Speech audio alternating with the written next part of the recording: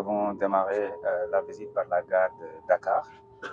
Nous avons pu suivre tout le processus, ne pas dire le circuit du client, ce que nous trouvons intéressant en termes de qualité de service, en termes de customer service, mais aussi en termes de politique 5S. Nous avons été agréablement surpris parce que c'est aujourd'hui, nous devons tous nous orienter vers ça, la politique 5S, mais surtout aussi les normes de sécurité. Un point marquant, c'est la salubrité. C'est à un niveau quand même exceptionnel qui doit tous nous inspirer, au niveau de toutes les gares pratiquement. Nous avons rencontré le personnel, que ce soit au niveau du control center, que ce soit au niveau de la maintenance, mais aussi les autres équipes. On a eu droit à une belle présentation des différentes équipes allant de la sécurité jusqu'aux finances, en passant par les RH, en passant par la maintenance, que ce soit du matériel roulant, que ce soit des infrastructures. Et ce que nous avons pu noter, c'est qu'en termes quand même de chiffres, aujourd'hui, c'est à plus de 51 millions de passagers depuis le début de l'exploitation, 3 fois plus que la population sénégalaise, mais aussi en termes de ponctualité, pratiquement plus de 98% de ponctualité, et surtout ce qui est éco, disons, en termes de CO2 quand même, ils sont à des normes supérieures quand on regarde dans le domaine du ferroviaire. Ce qui nous fait dire que quand même Destination Diamniadio, prochain arrêt, un travail remarquable qui est en train d'être mené par les équipes de la CTR, mais aussi de la CNTR.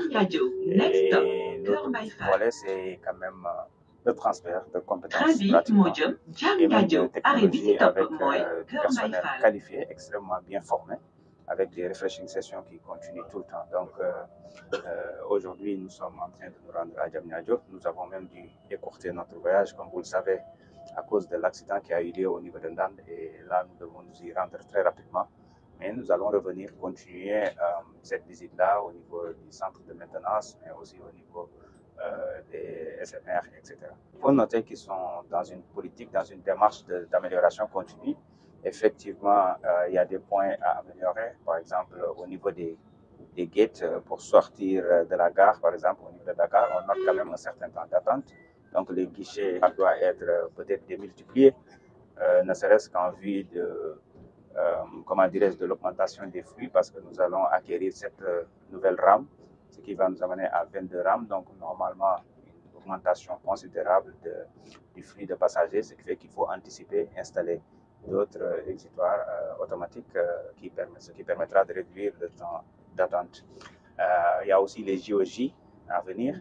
Et il nous faut anticiper parce qu'il faut repenser le système de transport à Dakar. Il y a beaucoup de projets sur lesquels nous sommes en train de travailler, que ce soit le transport intelligent, que ce soit le management digitalisé, que ce soit la cohérence et l'intermodalité entre le TER, le BRT, la RTC, c'est-à-dire les nouveaux bus Dakar Demdik, pour permettre à Dakar quand même d'être mobile durant ces JOJ parce qu'on va accueillir beaucoup de monde.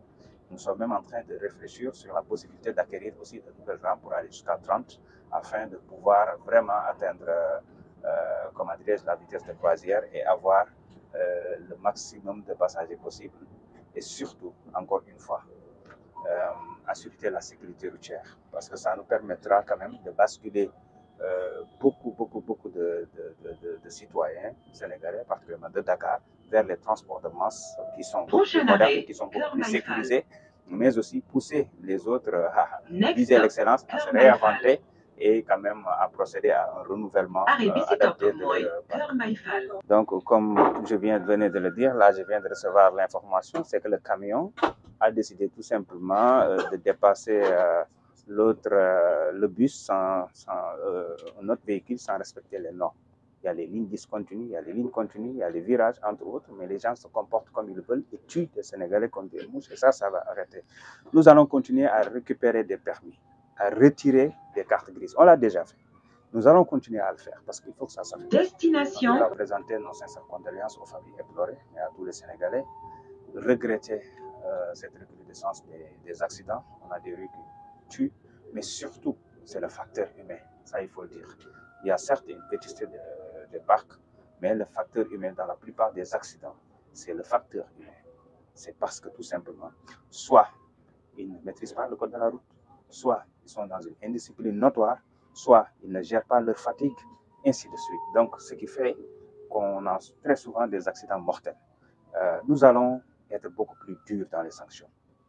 Et nous sommes en train d'accélérer au maximum possible l'adoption du nouveau code de la route avec le permis à points.